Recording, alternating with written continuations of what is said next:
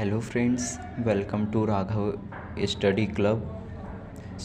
आज अपन BT cotton के बारे में जानेंगे। बीटी कॉटन क्या होता है? तो BT cotton is a genetically modified variety of cotton. BT cotton एक जेनेटिकली मॉडिफाइड वैरायटी होती है कॉटन की, that has been engineered to produce a toxic called bacillus thuringiensis. BT का फुल फॉर्म क्या होता है? Bacillus thuringiensis cotton. ये produce होती है इंजीनियर के द्वारा, यानी कि इंजीनियरली ये प्रोड्यूस करी जाती है एक टॉक्सिक सब्सटेंस है जिसका नाम है bacillus thuringiensis BT. Term this toxin harmful to certain insect. ये जो टॉक्सिन हैं ये कुछ इंसेक्ट के लिए हार्मफुल रहते हैं, स्पेशली द वॉलवॉर्म। वॉलवॉर्म क्या होता है? यानी कि कॉटन जो है, कॉटन उसका फूल आता है, एक फ्लावर आता है, उसका कीड़ा कहलाता है वॉलवॉर्म। उसमें वो कीड़ा लग जाता है, इंसेक्ट लग जाता है, which is the major pest of cotton crops. जो कि अभी मैंने बताया वो उसी का एक मेजर पेस्ट रहता है कॉटन क्रॉप्स का। Because of this BT cotton can protect themselves from bollworm attack.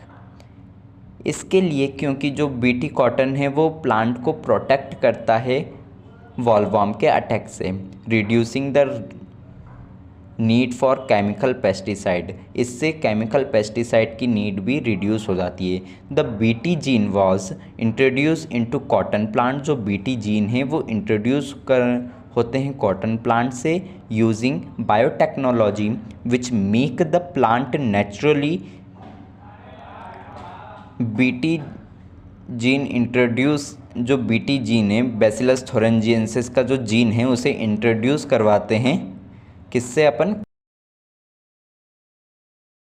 Cotton के प्लांट से, बायोटेक्नोलॉजी का यूज़ करके। बायोटेक्नोलॉजी का यूज़ यानी कि आपको पता है, एक उसका जीन लेंगे, एक प्लांट की सेल लेंगे, उसमें से उसका होस्ट सेल निकालेंगे, फिर इधर से वो जीन को कट करेंगे। कट करने की उसकी प्रोसेस भी बहुत सारी है, अभी प्रोसेस पे भी आएंगे। Which make the plant natural resistance to the pest. जो कि बायोटेक्नोलॉजी का यूज़ करके अपन बीटी जीन उस कॉटन के प्लांट में डालते हैं, वो नेचुरली उस प्लांट को उस पेस्ट से रोकता है। BT cotton has helped many farmer increase the crop yield and reduce losses due to paste.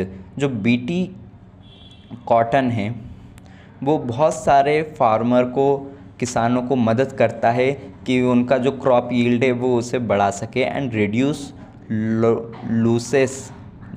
Losses due to pest. और वो जो जितने भी लॉस हुए हैं उसे रिड्यूस कर सके, कम कर सके। The BT gene produce BT toxin in the plant tissue when bollworm larva feed the BT and toxin enter their digestive system and kill them. जो बीटी जीन है वो प्रोड्यूस होता है बीटी टॉक्सिन से इन द प्लांट टिश्यू में BT toxin produce होता है। When bollworm larva, जब वॉलवॉर्म का लार्वा उसे खाने लगता है, बीटी कॉटन के फ्लावर को जब वो खाता है, तब वो जो टॉक्सिन जीन है वो उसके डाइजेस्टिव सिस्टम में एंटर कर जाता है और उसे फुला देता है, उसे मार देता है, वहीं पर वो मर जाता है।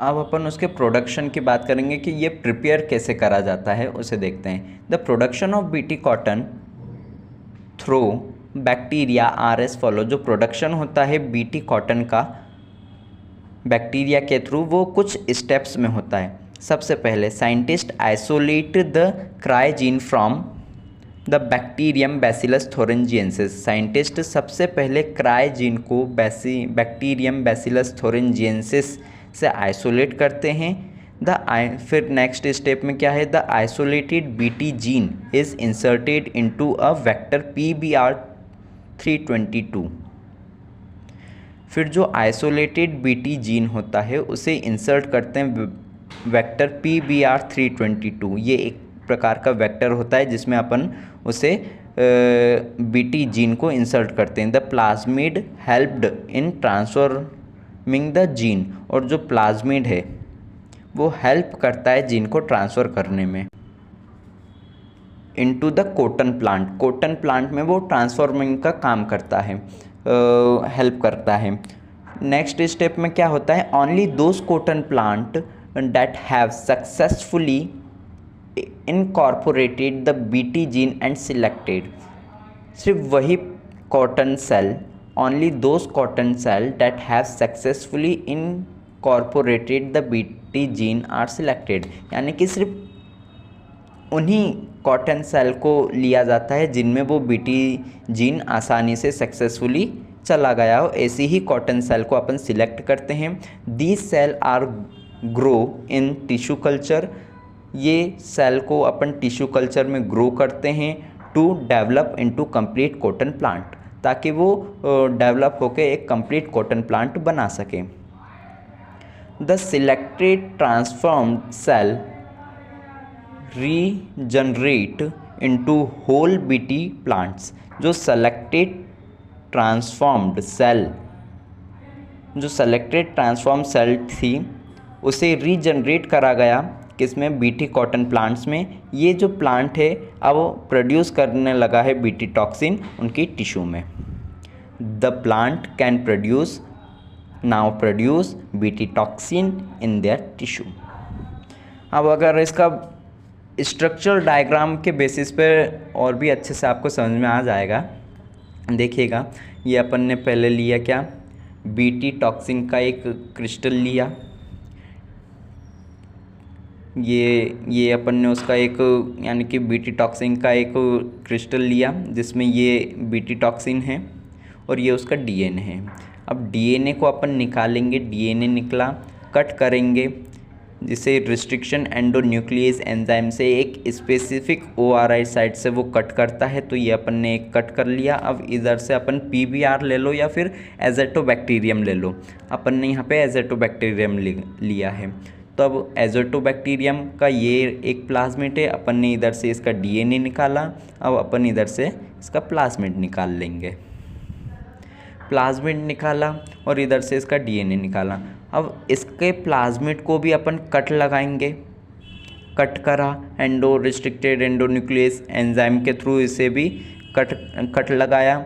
और अब इन दोनों को, बीटी टॉक्सिन के डीएनए को और एज़ोटोबैक्टीरियम के प्लाज्मिड को, अपन दोनों को मिला देंगे। Plasmid combined with BT toxin gene.